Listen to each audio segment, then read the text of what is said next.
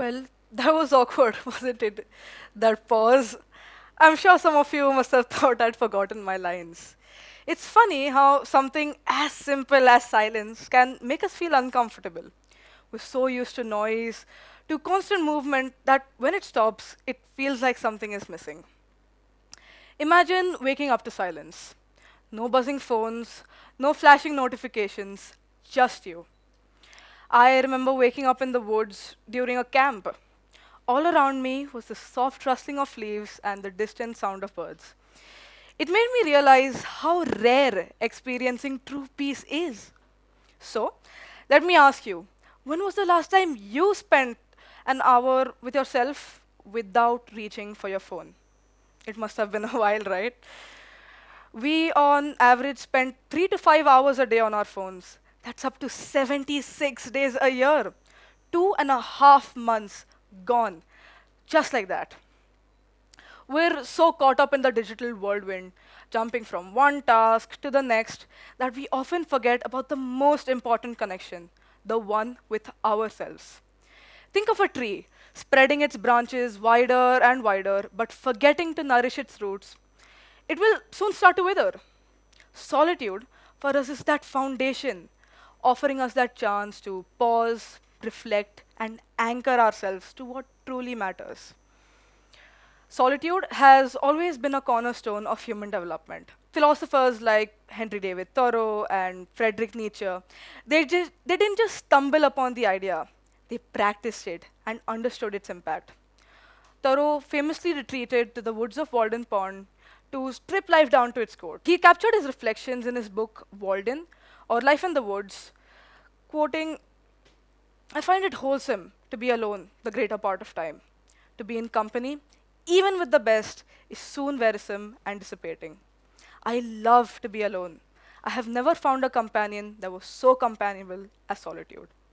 Nietzsche shared a similar view, believing that it wasn't just beneficial but necessary for personal growth. Beyond history, science also highlights the benefits of being alone. Psychologist Angela Duckworth found that people who spent time alone reported more creative insights and better problem solving skills. Similarly, Toiwi Nguyen, a psychologist at the University of Durham, discovered that solitude improves emotional regulation. Different cultures around the world, too, have long revered the power of solitude.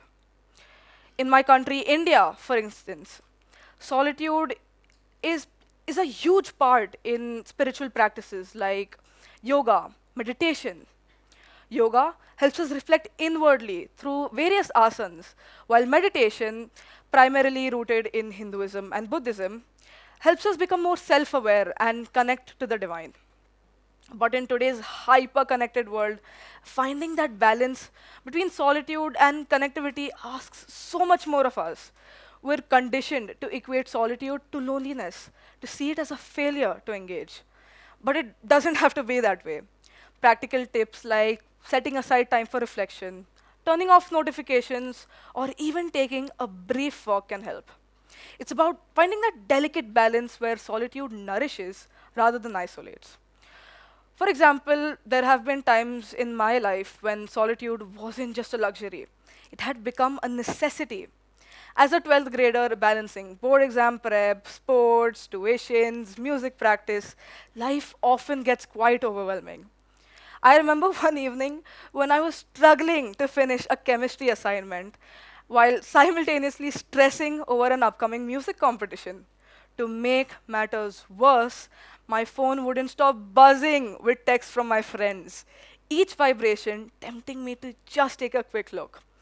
It was all just too much. I wanted a moment to myself so I could breathe.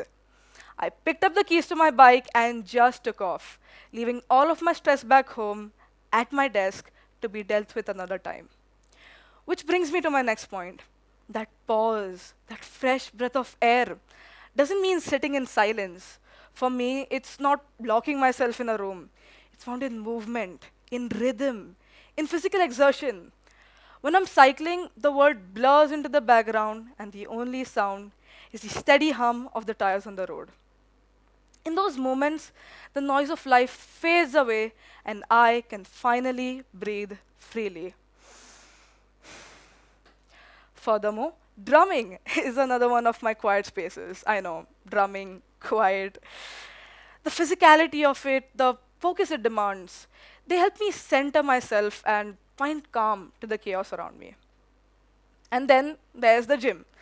To some, it might seem like just another routine, but to me, it's a sanctuary. The clinking of weights, the rhythm of a workout, these become my moments of peace. The gym is where I turn inwards and focus entirely on my body and mind, where I find balance, and where I push past my limits. I know, it's loud and it's crowded, but maybe that's the point. The chaos, it blends into background noise, making it easier to tune out. And now I know what you're thinking. I must be some superhero while you're just a regular office worker working, a 9 to 5. Or maybe a student juggling through deadlines and assignments and caffeine-fueled study marathons. But here's the thing. This doesn't have to be something you dedicate hours to every day. Instead, it can be something you seamlessly weave into your routine. For example, here's how my day looks like. Notice how I take a few moments of solitude daily without compromising on the stuff that matters to me. But I know solitude is challenging. There were times when the quiet felt too loud, too confronting.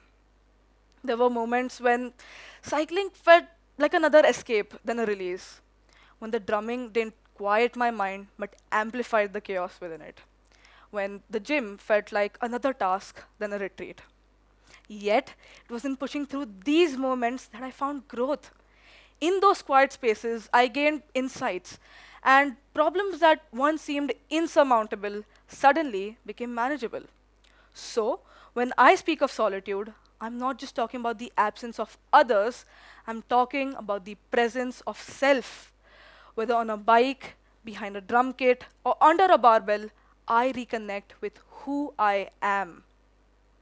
Many of the greatest artists, writers, innovators, scientists, entrepreneurs have all credited their breakthroughs to moments of solitude.